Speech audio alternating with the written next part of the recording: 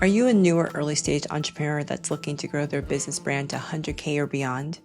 Well, if so, the number one thing that you can do to separate yourself from the rest, the number one thing that will bring in quality leads to you, quality clients, and help you scale even beyond 100K is your brand. But let me tell you, there's so much about branding that most companies, most businesses do not do that I want to teach you today. There's in fact 4 strategies that will help separate you beyond anything else that you can do, and we're breaking them down today.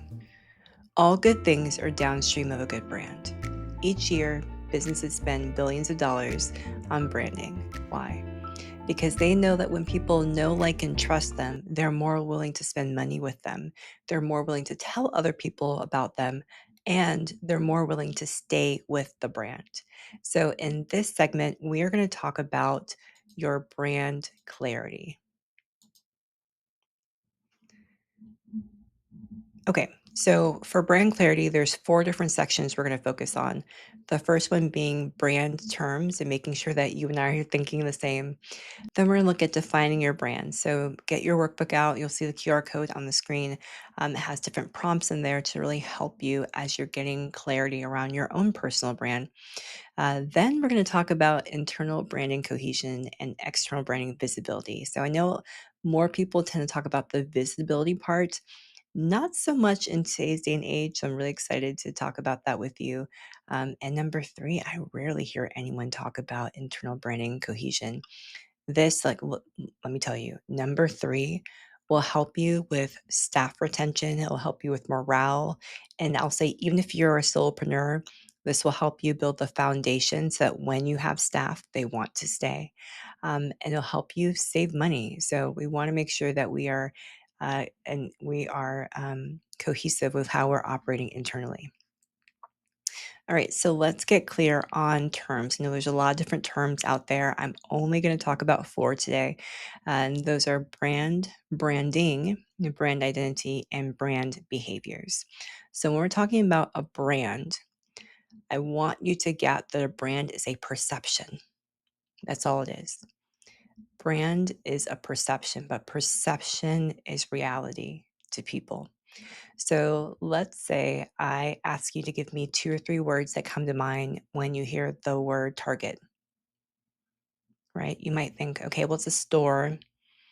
They have a lot of red and white. They have a cute dog that has a bullseye around its eye, um, has really fashionable clothes and cute things in the store. I spend more there than I intend when I go, and the true story. And there might be other things that come to mind. Maybe it's pleasant experience for you. Maybe you found people to be really helpful, or maybe not so helpful. So it's a perception based upon your experiences and the stories that other people have told you. Now, and sorry if you work here, but if I say the store Ross, and you can tell by my head movement, I have a different brand perception. Now, I'm not against Ross; they have some wonderful finds, but it's a trek, it's a journey. Like, you have to be ready to, like, dive in. And so, since I'm on this tangent, let's just go there. Brand words. I think disorganized. I think, yeah, you got to be willing to scout and put more effort into finding a good find.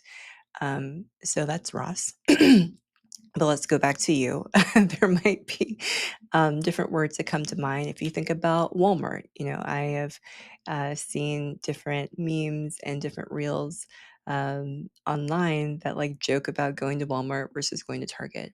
Right. And so, it can be anything. Like, if you go to a fast food place, maybe it's a Chick-fil-A, like, there's an expectation. You're expecting someone to say, my pleasure, right? Like, there's just different experiences that you have, and it evokes certain emotions and thoughts and associations. And people spend, meaning businesses spend, millions of dollars a year making sure that their brand perception is how they want it to be. And so, going to the last part on the screen, you'll see that says there's a need for brand strategy and branding, and we're going to talk about that right here. So a brand strategy is just a plan.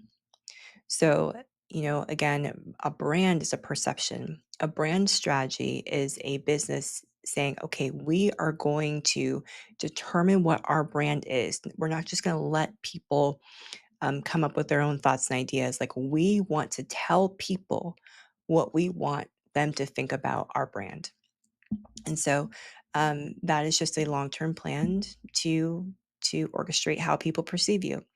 Now, branding is actually taking action on the plan, right? So it's the actual steps that you do to ensure that your brand strategy comes to life. So a plan is a strategy, the action is the branding. Brand identity. This is usually what people think about when they hear the word brand or branding.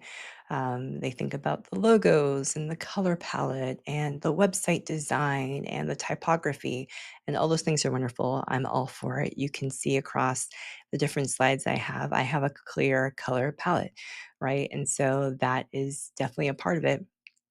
But there's more. There's the audio part or the sounds, if you will. There might be different voices that are associated with the brand.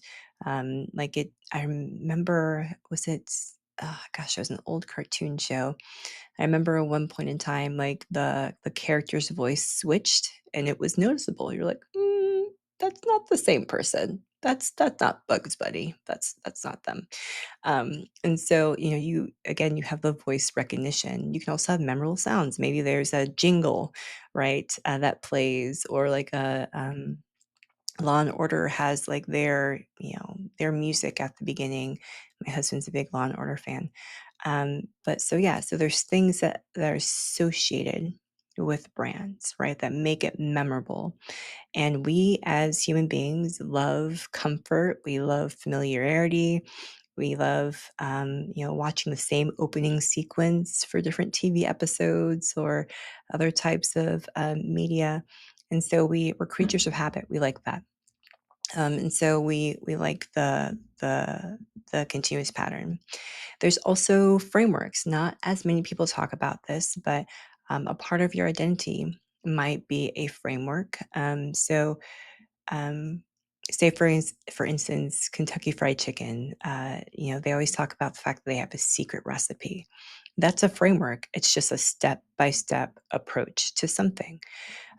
You might also see this in corporate environments where someone is doing consulting for a particular topic and they have a sequence of events that they take every client through, and people come to know, like, and trust that framework that's a part of the overall brand. And this could be anything. It could be, um, you know, uh, if you're a gardener, maybe there's a right way that you've come to learn, or a best way, to get your plants to grow more quickly. Maybe if you do this, or you add this, or, like we just notice different things over time. And when we do it again and again, it becomes just repeatable steps. That's all the framework is. So, as a business, I would urge you that whatever you do, that you notice the steps that you take in order to help clients achieve a result, and you package it and you make it intellectual property. You make it your own. You can trademark it. So, it's another way that helps your business stand out from the rest. The fourth term is brand behaviors. So I first learned about this from the London School of Business. They had a course that I took about 8 years ago now, I think. And it was really eye opening. It challenged me in a lot of ways, to really think about the actions or behaviors that we were doing internally, versus what we were portraying externally. And when there's disagreement, when things aren't aligned internally versus externally, it can cause a lot of friction. Like, let's say some of you guys who might be working full time or part time, or you did before becoming an entrepreneur, you've possibly been in an environment where, like, when you're meeting with the boss, or you're meeting with the funder, or you're meeting with, community partners, that you look a certain way on the outside. Internally, things might be run very different. This could be within the organization. This could be, differences from one department to another. Internally, things just aren't right or aligned. And so this is something that we want to be very mindful of. And one of the reasons why is when we are more thoughtful about how we're behaving um, internally, we are better able to portray the external behaviors that we desire. When there's less friction mentally, when there's more alignment, let me put it that way, when there's more alignment mentally, things are just easier. And so alignment behaviors come about in many different ways, like our culture, our policies, how we deal with customer service. If we say that we want to be the friendliest business in the world, but customer service is poor, or all you have is automated machines talking to you and they're not very friendly, it doesn't align with what the brand represents. It can also be personal, whether it's the CEO or a staff member. The attitudes, beliefs, and behaviors need to align with what the brand wants to portray. I'll give you an example really quickly around the policy part. So, this is something that I became familiar with about 4 years ago. My cousin became a medical doctor. She's now studying to be a cardiologist. And she's young. We were talking about, her getting married and wanting to start a family. And I learned that a lot of medical facilities and hospitals in the U.S. do not have maternity or parental leave. And the ones that do, they're not very long. They're like 3 or 4 weeks around that. Um, and one of the things that I thought about immediately when she told me this was like, well, but I don't want my surgeon to only have 4 weeks and then come back and operate on me. That doesn't make sense. Like in a place where you're trying to make sure that I'm healthy, I would think that we want our staff to be healthy too, so that they can ensure the patients are healthy, if that makes sense. And so, what you're portraying to the world, we need to do inside for our staff or even for ourselves if we're solopreneurs, so that there's more of that alignment and we yield better results. Okay, let's go on. Let's talk about defining your brand. So, a lot of times online, people talk about personal brands, which I'm all for, all about personal brands. I do just want to call out the difference between a business brand and a personal brand, and you decide which way you want to go. I'm actually going to give you three options. Business brands obviously focus on the business. The whole focus is on the business. Like I have a cup from University of Florida where I did my MBA and my undergrad. And if I worked at the University of Florida, it would be all about making sure that the University of Florida, is in good standing, that there's no issues, right? So it doesn't matter if I was a professor or a staff member or a student worker. I'm doing it all so that the system, that everything within the University of Florida is functioning and running, and people are getting what they need, and students are attended to, right? Like I'm part of this big thing, and I'm just making sure that it's working. I'm doing my part to make sure that like the whole, it doesn't fall apart. And so the focus is on the business, right?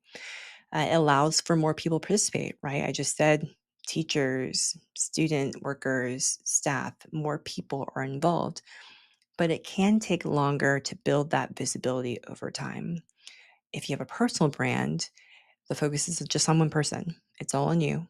And it's easier to build trust and likability. That's why so many people harp on personal brands, right? When you're building like and trustability, that comes easier when you're able to look at someone's eyeballs. There's just something about looking at the eyes, right? It's called the windows to the soul, that we connect much more easily. And so it just takes less time. The difficult part is that if you don't see yourself being CEO of this business forever, it's harder to leave the business and it's harder to sell the business, right? Because everything revolves around your beautiful face and your pearly whites, right? There's great examples on both sides. Daniel Priestley, if you don't know him, I don't have his book near me, but I love his Key Person of Influence book. It's absolutely amazing. Um, but for him, a lot of his businesses are completely separate from him. And I think he's sold some of them, but they're separate. And that's been an intentional choice. Whereas a lot of other sort of coaches and consultants build around themselves, it's just different. There's no right or wrong way. You can be extremely successful from a visibility and a monetary standpoint in either model. It's just taking the time to actually think about what is best for you. And not a lot of people actually sit down and think, do I want to be a part of this business for the next 10, 15 years? So after like all the work that I do I want, or do I just want to sell and go to Fiji and be on the beach? Like what am I thinking about? What is my dream? And it's not to say that you can't change later. And that's where the third approach that I don't hear people talk about will come in. But it's something to consider. All right, Mr. Microphone. So third approach is this hybrid approach. And it's where you start with one or the other, and over a time, adopt the other one. So, for example, you could start with a business brand, and you can have a lot of different people be a part of the face of the business, showing your strength and how many people you have involved, and just how wonderful it is.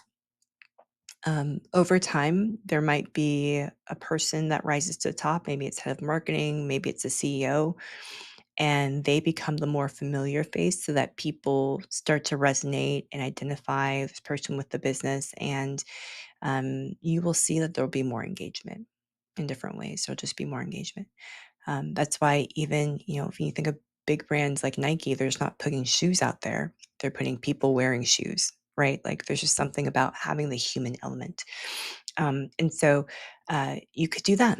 If you already have a business brand, I'm not saying to switch to a personal brand. You could definitely do that and add more of your face and or multiple people in there.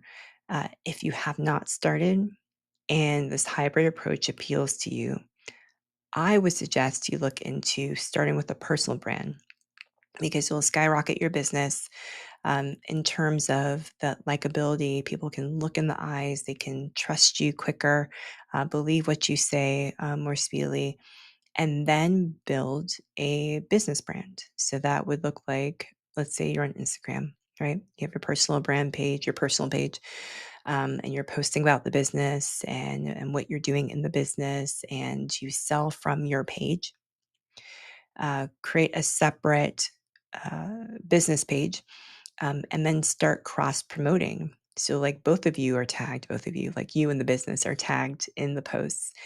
And then step three would be, if you want, train people to then go over to the business page where you are now featured on the business page. You're kind of like separating yourself a little bit, where you're just now showing up on that page and people, have followed you over, and then you can slowly introduce other people. And that's really if you do see yourself wanting to wean off. Like this would be a great exit strategy if you're in the business and you have like 2 or 3 years left and you're like, I'm just done. Like I just want to retire. That would be the exit plan strategy that I would suggest. Like train people to go over, wean off, invite more people into being like the face, and then you can sell or end it. It's up to you. But these are the thoughtful things around branding I don't hear a lot of people talk about. Okay, let's go on to identifying or defining your business brand. And you'll see there's a QR code for the workbook. I do have questions on this slide and some upcoming slides, but they're not the full extent of questions. So if you want the full questions and prompts, download the workbook. So here are some questions for you to go through as you are defining your brand. Again, what do you want people, potential clients, to think about the brand, to experience, with the brand? What words do you want to come to mind? How do you want them to feel? So I've broken up the questions based on past, present, and planned. So, past, let's think about your brand story, your business brand story. Why did this business even come about? What is it about, not to sound so much like a psychologist or a counselor or therapist, but like your childhood? What is it about like your upbringing or your backstory or your experiences in life that's led you to want to start this business? Because this business in part is an extension of you, even if you have a business brand. So like why did you want to be a baker? Why do you want to be a florist? Why did you want to help people with executive coaching? Like, why? Right. And understanding and uncovering that, unearthing it more will help you speak with a level of conviction and certainty with people.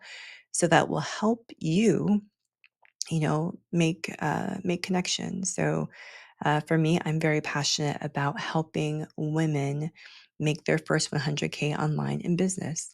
And that's because I, before going into business, was in violence prevention and I saw the effects of women not having access to money when they wanted to leave. I saw the effects of women not having access to money when they wanted to help their home.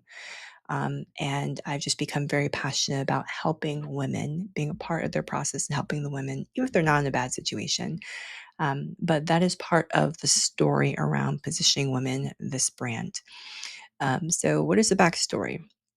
And then going to the present, you see there's different questions there, but how do you want people to describe the brand? And then last, planned, where do you want the business going in the next few years? What does the future look like?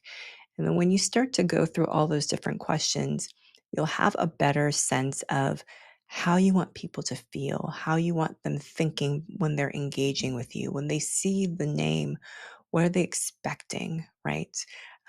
This also comes across in like how you're delivering things, how you're presenting yourself as well, which feeds more into the personal brand. So, same thing, same kind of layout, past, present, planned. There's some questions there on the screen. You can go ahead and screenshot it or take a screenshot.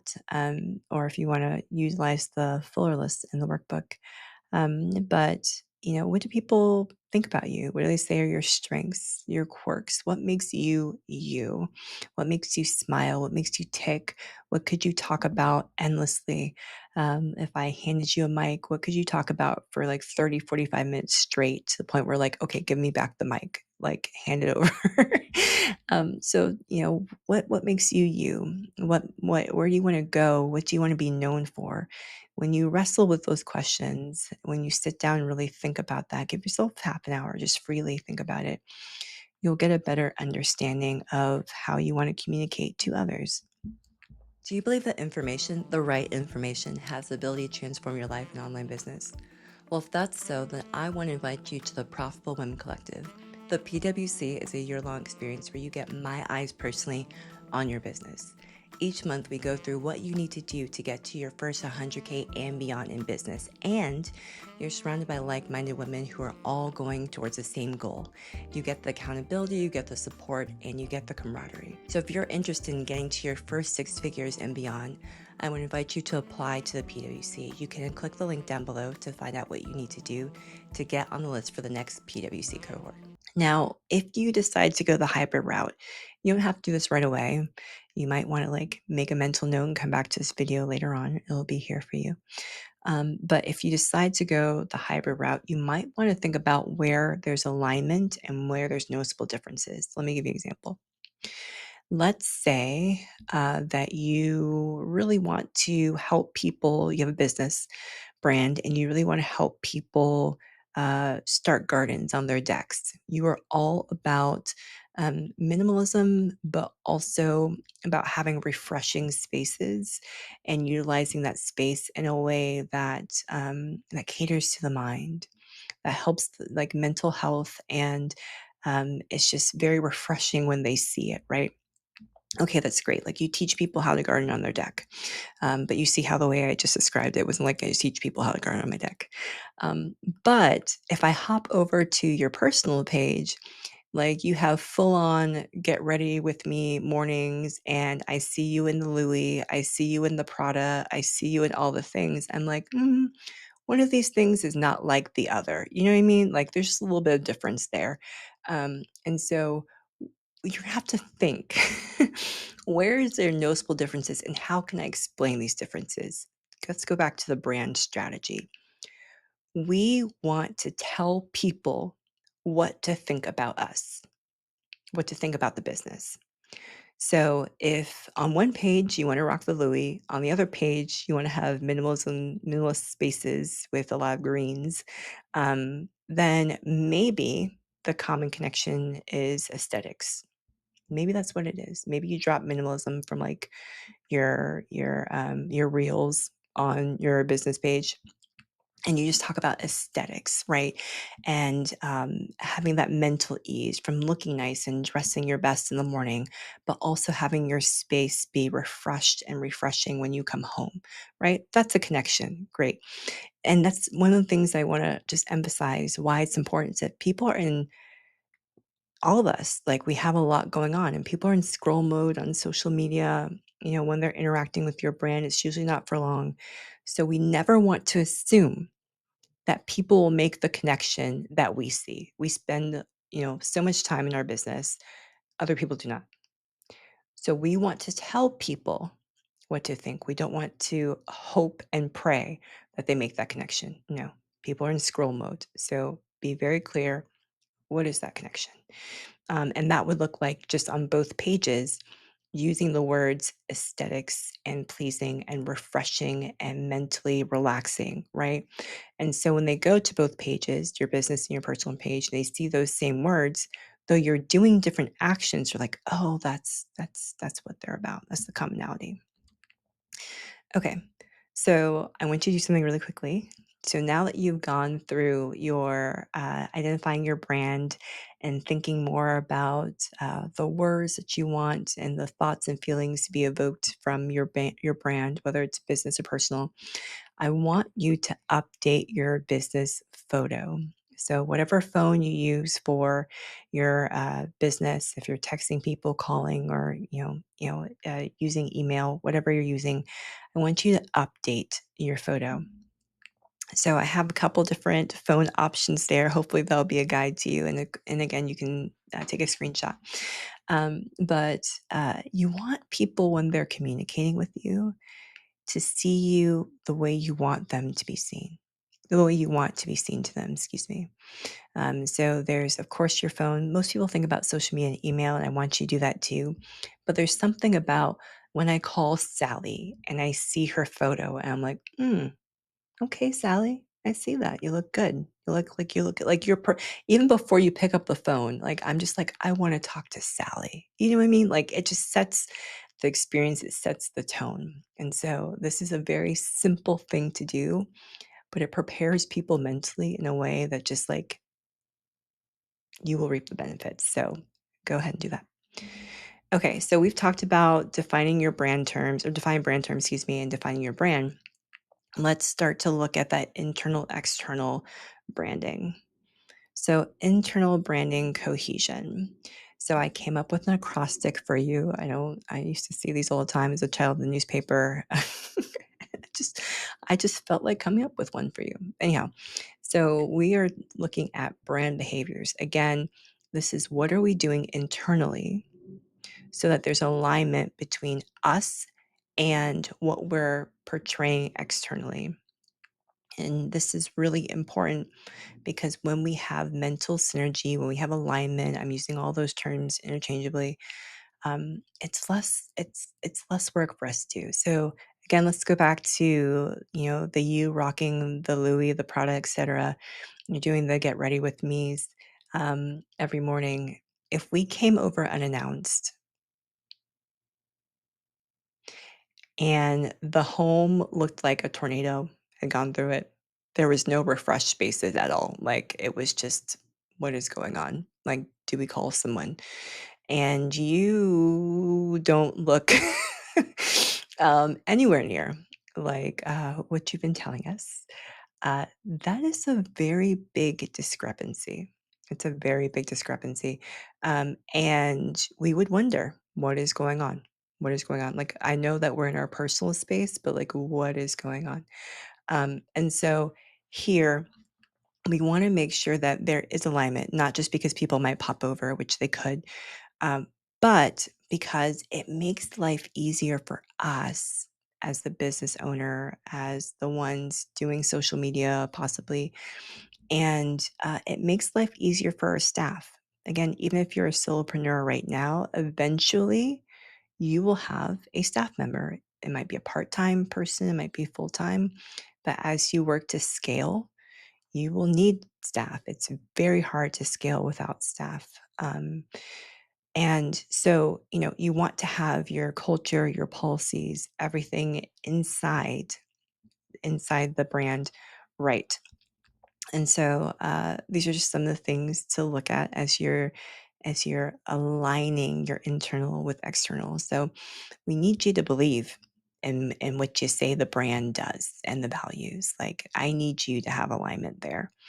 In terms of embodying, the daily actions, like whatever you say, like we need to be doing, whatever you're trying to convince us to do and buy and purchase, you should also be doing, right? It also helps you be able to communicate or better understand the needs of your clients and communicate better to them about it, right? So let's say you have cases for phones, right?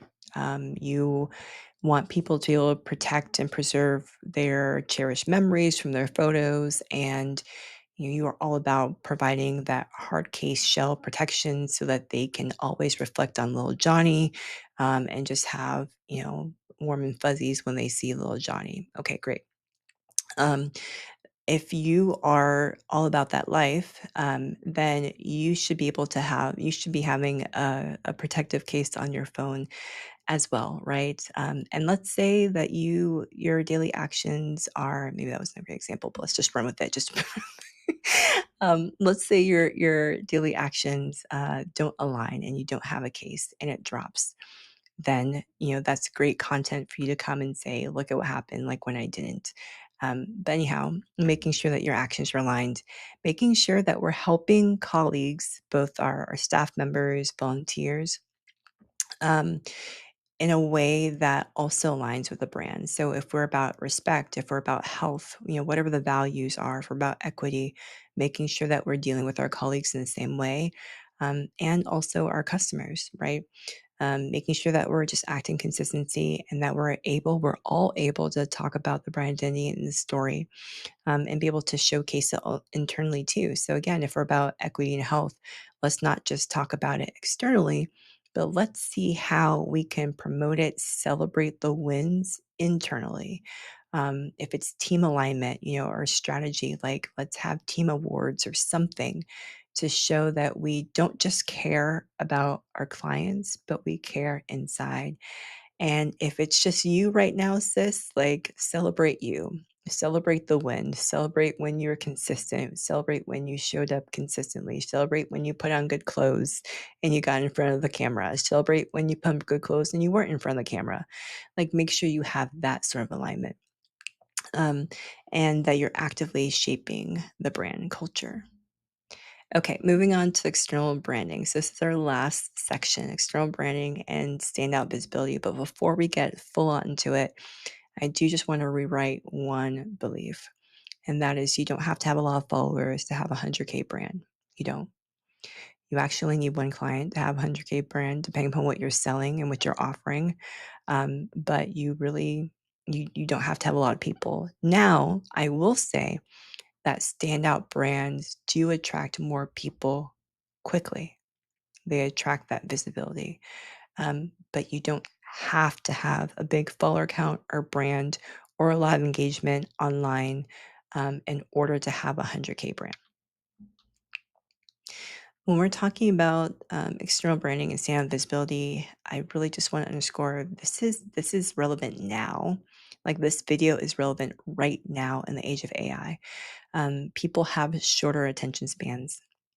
So you have to be very clear, very concise, to the point, and consistent because, even before shorter attention spans, when you're teaching someone something, let's say children, even adults, repetition is key. So you have to be consistent in your messaging, and what you're communicating about the brand. So the other thing is number two, you need to focus on three different things. value, what you offer people very quickly. What is it that I offer you? If you're doing any content, whether it's reels or long form, what is the value up front? What is someone going to get from giving you their time? Because there's more competition. That's just the reality, especially in the age where AI can create a lot of things, a lot of content. So we have to indicate the value up front. There also needs to be that connection, that human element, that emotion. And so, again, because AI can model a lot of things. So the more people can look into real eyeballs, not avatars, but real eyeballs, and make that emotional connection, it's going to be huge. It's going to really set you apart. So, some things that you can naturally do to story tell is to talk about your brand story. As we were talking about earlier, what led to this business even coming about? Why do you have Refresh Spaces LLC? Like what led to that business? Why are you into plants on and helping other people start gardening on their decks? And where you are in your journey. People, as I said earlier, they like to follow someone's journey. They like to grow with them. They want that connection because social media is very, like you're not one on one with a person. You're not like sitting next to a person at a coffee shop. So people are still people. They still crave connection. They don't want to be lonely. So the more you can bring someone on your journey, the more they'll be grateful in a lot of different ways that they can have that connection and any way that you're different. And so it means really getting to understand who you are as a business, as a personal brand, whatever you choose, and who your competitors are, and know what makes you different. Part of that might also be just like your backstory again, and your unique path to becoming a business owner. Number three, the human element. I kind of tease this a little bit, but there's other ways that we can really double down on this, which is just I have to say, like these are non-negotiables at this point. When AI can do so many things, these are non-negotiables. Long form content like this video, something that's not just a few minutes long that AI can produce. It shows that you are a real person, that you have thoughts, ideas, and that you can express yourself in different ways. So, long form content or live content, AI can't yet go live. And so, these are things that differentiate you, but it also builds that connection, building a community. Maybe you're like, Belinda, I don't know. When you said live content, like I just completely blocked that out. But what I will do, Belinda, is create a community. Okay, great. So, go on a platform. Maybe it's a Facebook group, maybe it's a school community, whatever it is, but form a way for people to interact with you.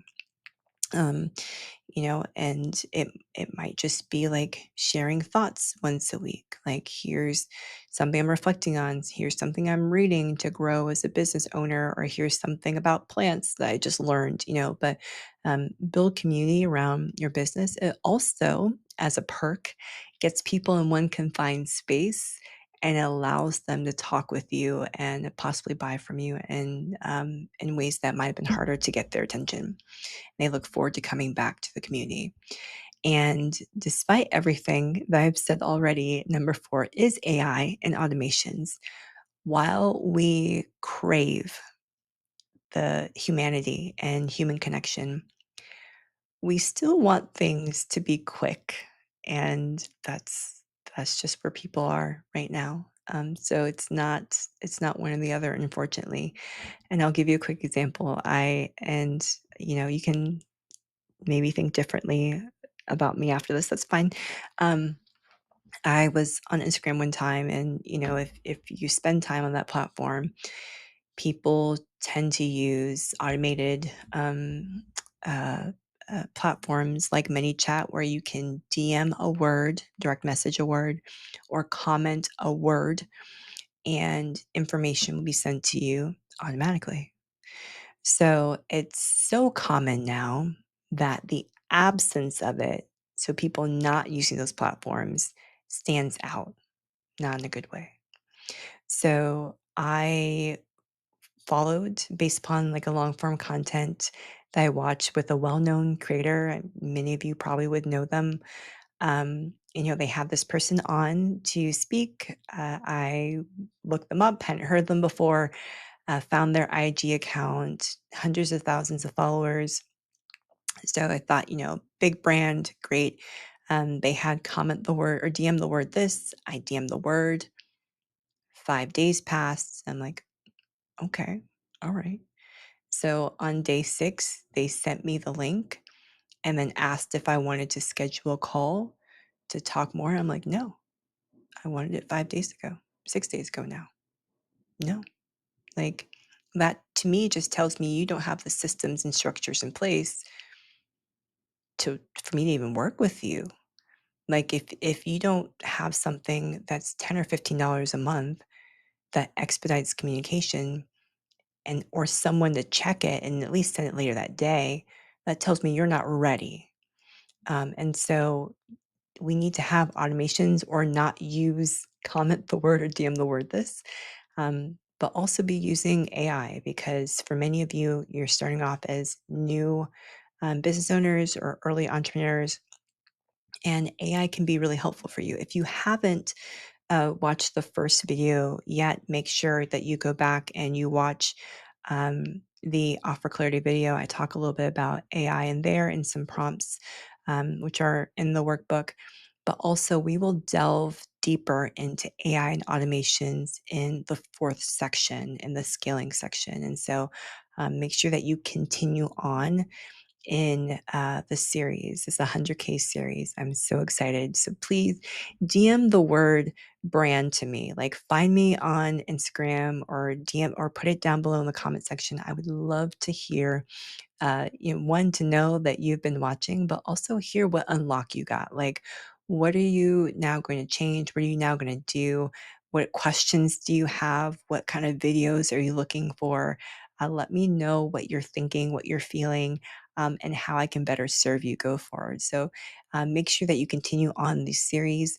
The next video is all about sales, which is like my favorite topic in the world, like making money. Let's talk about it. All right. So I look forward to seeing you in the next section.